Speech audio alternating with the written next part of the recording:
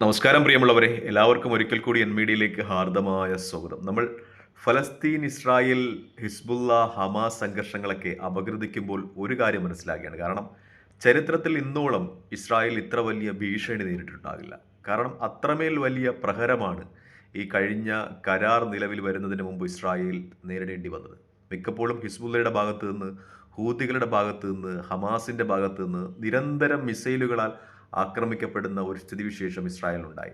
മിക്കപ്പോഴും ഇസ്രായേൽ അനുഭവിച്ചിട്ടില്ലാത്ത ഒരു അഭയാർത്ഥികളുടെ പ്രവാഹമുണ്ടായി.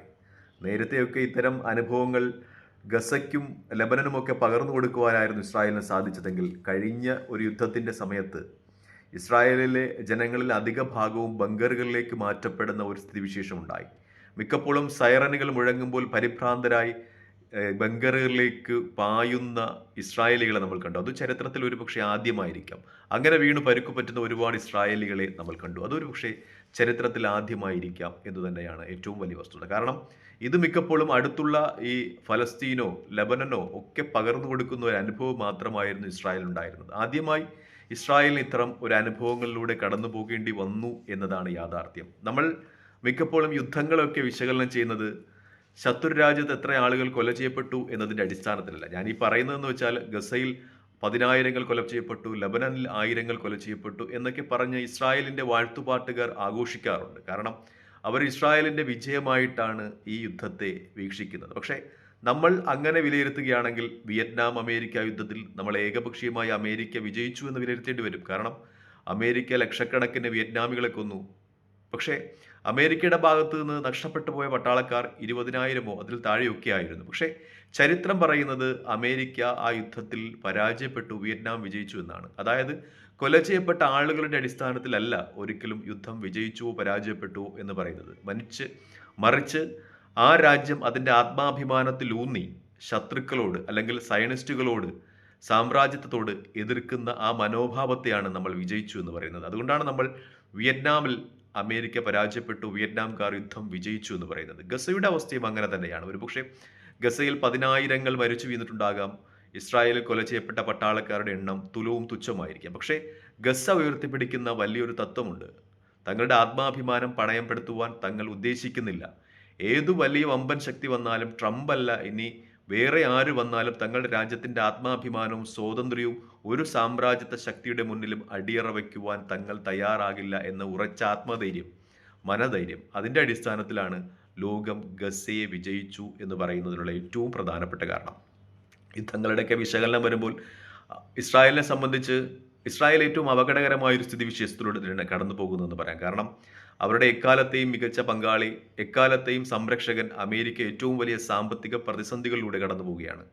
ഇസ്രായേലിനെ ശത്രുതയോട് കാണുന്ന ചുറ്റുമുള്ള അറബ് രാജ്യങ്ങളെ അമേരിക്കയ്ക്ക് നിലനിൽപ്പിന് വേണ്ടി ആശ്രയിക്കേണ്ടി വരുന്നു എന്നാണ് ഏറ്റവും വലിയ പ്രത്യേകത. അതുകൊണ്ട് തന്നെ ഇസ്രായേൽ കാലിട്ടടിക്കുകയാണെന്ന് പറയാം. കാരണം ഇറാൻ അവരുടെ സമ്പൂർണമായി അവരുടെ ആണവായുധം സജ്ജീകരിച്ചു കഴിഞ്ഞു എന്നുള്ള വാർത്ത അത് ഇസ്രായേലിനെ സംബന്ധിച്ച് ഒട്ടും ആശ്വാസജനകമല്ല, മറിച്ച് ആശങ്കാജനകമാണ്. റിപ്പോർട്ടുകളൊക്കെ സൂചിപ്പിക്കുന്നത് ഇറാൻ ഏകദേശം അവരുടെ പൂർണ്ണമായ ആണവായുധ സജ്ജീകരണത്തിലേക്ക് നീങ്ങി, ഒരു ആണവായുധ രാജ്യമായി നീങ്ങി മാറി എന്നതാണ്. അതാണ് ഇസ്രായേലിനെ സംബന്ധിച്ച് ഏറ്റവും സങ്കടകരമായ വാർത്ത.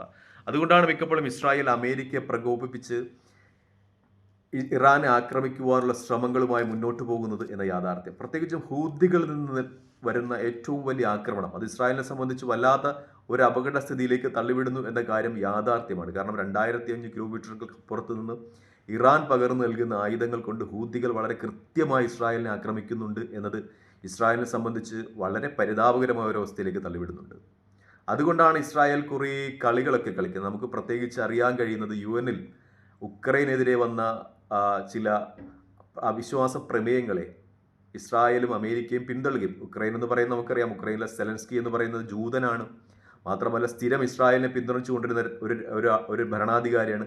അദ്ദേഹത്തേക്ക് പിന്തള്ളിക്കൊണ്ട് റഷ്യയ്ക്ക് അനുകൂലമായി ഇസ്രായേൽ വോട്ടിടുക എന്ന് പറയുന്നത് അത് ഇറാനിൽ നിന്ന് വന്ന ഇസ്രായേലിൻ്റെ ഭീഷണി അതിജീവിക്കുക എന്ന ഉദ്ദേശത്തോടു കൂടിയാണ്. കാരണം ഉക്രൈൻ യുദ്ധത്തിലൊക്കെ റഷ്യയ്ക്ക് ഏറ്റവും കൂടുതൽ ആയുധങ്ങൾ നൽകി സഹായിച്ചത് ഇറാനാണ്. ആ ഇറാനും റഷ്യയും തമ്മിലുള്ള സൗഹൃദത്തിന് വിലങ്ങുതടി ഉണ്ടാക്കുക, അല്ലെങ്കിൽ അതിന് അപാകതകൾ ഉണ്ടാക്കുക എന്ന ലക്ഷ്യത്തോടു കൂടി പർപ്പസ്ഫുള്ളി തന്നെയാണ് ഇസ്രായേൽ ഐക്യരാഷ്ട്രസഭയിലൊക്കെ ഇറാൻ ഇറാനെ പിന്തുണയ്ക്കുന്ന റഷ്യയ്ക്ക് അനുകൂലമായി വോട്ടിടുകയും ഉക്രൈനെ പിന്തള്ളുകയും ഒക്കെ ചെയ്തത്. പക്ഷേ അതിനൊന്നും ഒരു ഫലം ഉണ്ടാകുന്നില്ല എന്നൊരു യാഥാർത്ഥ്യം കൂടി നിലനിൽക്കുന്ന ഒരു സ്ഥിതിവിശേഷമാണുള്ളത്. പ്രത്യേകിച്ചും റഷ്യയുടെ ഭാഗത്ത് നിന്ന് ഇന്നലെയൊക്കെ പ്രതികരണം ഉണ്ടായതായി പറയുന്നു. ഇറാൻ ആയുധം കൊടുക്കുന്ന ഒരു സമ്പ്രദായവും നിർത്തുവാൻ റഷ്യ ഉദ്ദേശിക്കുന്നില്ല എന്ന ഡൊണാൾഡ് ട്രംപുമായിട്ടുള്ള അദ്ദേഹത്തിൻ്റെ സംഭാഷണത്തിലൊക്കെ നിറഞ്ഞു നിന്ന ഒരു വർത്തമാനമായി അന്താരാഷ്ട്ര മാധ്യമങ്ങളൊക്കെ റിപ്പോർട്ട് ചെയ്യുകയാണ്. അത് റിപ്പോർട്ടിംഗ് ആണ്, അതിൽ എത്രത്തോളം സത്യമുണ്ട് എന്ന കാര്യം നമുക്കറിയില്ല. പക്ഷേ അങ്ങനെ തന്നെയാണ് ഭൂരിപക്ഷം മാധ്യമങ്ങളുമൊക്കെ റിപ്പോർട്ട് ചെയ്യുന്നത്.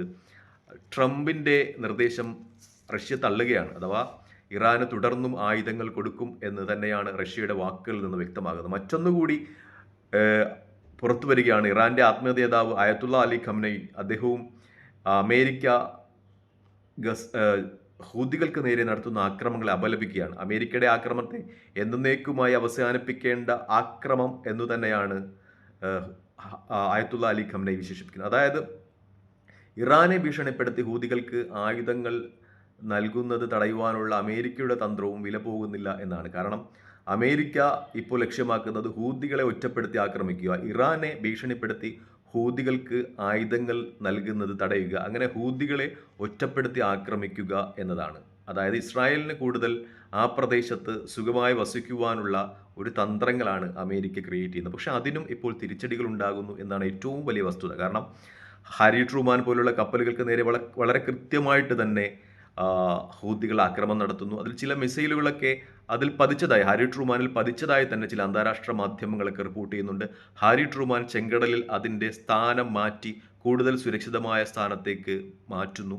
ഇതിന് പിന്നിൽ ഇറാനാണ് ഈ ഹാരി ട്രൂമാൻ്റെ ലൊക്കേഷനൊക്കെ കറക്റ്റായി അപ്ഡേറ്റ് ചെയ്യാൻ, കണ്ടുപിടിക്കുവാൻ ഹൂതികളെ സഹായിക്കുന്നത് എന്ന റിപ്പോർട്ടുകൾ പുറത്തു വരുന്നു. മാത്രമല്ല ഇറാൻ പരോക്ഷമായി തന്നെ ഹൂതികൾക്ക് ആയുധങ്ങൾ കൊടുക്കുന്നത് നിർത്തും എന്ന് പറയുന്നില്ല.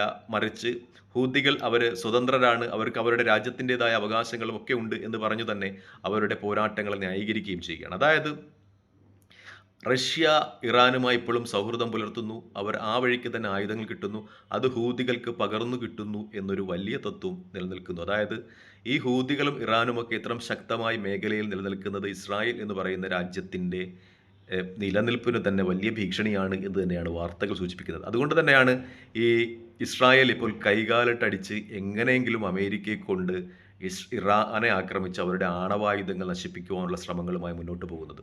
ഒരുപക്ഷെ ഇസ്രായേൽ ഡയറക്റ്റായിട്ട് ആക്രമിച്ചാൽ അതിന് കിട്ടുന്ന പ്രത്യാഘാതം വളരെ വലുതാണെന്ന് വളരെ വ്യക്തമായിട്ട് തന്നെ ഇസ്രായേലിന് അറിയാൻ പറ്റും. കാരണം വളരെ ദീർഘദൂരമുള്ള മിസൈലുകൾ ഇറാൻ വികസിപ്പിച്ചെടുത്തിട്ടുണ്ട്. വളരെ കൃത്യമാർന്ന മിസൈലുകളുടെ പ്രഹരം ഇസ്രായേൽ ഏറ്റതുമാണ്. അതുകൊണ്ട് തന്നെ എങ്ങനെയും അമേരിക്കയെ പ്രകോപിപ്പിച്ച് ഇറാനെയും ഹൂതികളെയും ആക്രമിച്ച് നശിപ്പിക്കുക എന്നൊരു തന്ത്രമായിരിക്കും ഒരുപക്ഷെ അല്ല, വളരെ കൃത്യമായി തന്നെ ഇസ്രായേൽ ഈ മേഖലയിൽ പയറ്റുന്ന യുദ്ധതന്ത്രം എന്നതിൽ സംശയമില്ല. തൽക്കാലം ഈ വീഡിയോയുമായി ഇവിടെ വാങ്ങിയാണ്. മറ്റൊരു വീഡിയോയുമായി കാണുന്നതുവരെ പ്രാർത്ഥനയിൽ ഉൾപ്പെടുത്തുക. നന്ദി, നമസ്കാരം. ചെയ്യുന്ന വീഡിയോ ഇഷ്ടപ്പെടുന്നുണ്ട് ലൈക്ക് ചെയ്യുക, ഷെയർ ചെയ്യുക, കമൻറ്റ് ചെയ്യുക. മറ്റൊരു വീഡിയോയുമായി കാണുന്നതുവരെ പ്രാർത്ഥനയിൽ ഉൾപ്പെടുത്തുക. ജയ് ഹിന്ദ്.